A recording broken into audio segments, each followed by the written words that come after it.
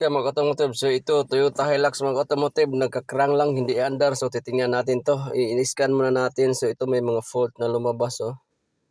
So ito yung titingnan natin ngayon, i-check muna natin yung ano nito, yung fuel kung may lalabas. So ito na mga automotive, pinupuntirya natin agad yung priming pump. Yan, binuksan na natin yung hood para makita natin kung anong problema, ba't hindi umandar.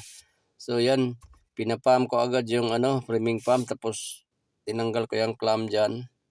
Yan ang hose line papuntang injection pump. Okay.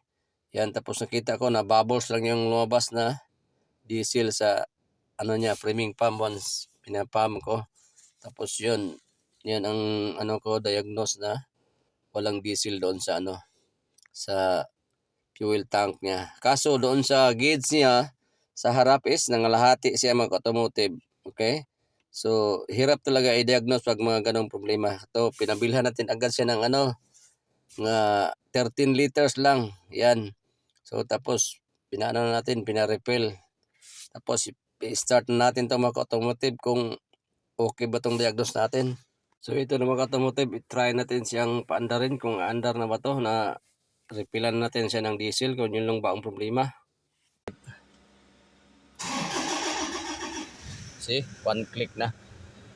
So sa diesel niya dito, yung fuel gauge siya mga automotive nangalahati pa rin. So tulad kanina yung hindi siya mandar, dyan pa rin siya nangalahati. Okay. So ngayong i-refillan natin siya ng 13 liters, dyan pa rin siya sa nangalahati. Okay. So it means may problema tong gauge niya sa dashboard o doon sa float niya doon sa tangke. So yun ang titingnan natin. So at least sa paandar na natin mga automotive. So yun ang unang tingnan nyo mga automotive. Once nag-cranking lang siya tapos hindi umandar, titingnan nyo una yung fuel line. Okay? Pag diesel, doon sa priming pump.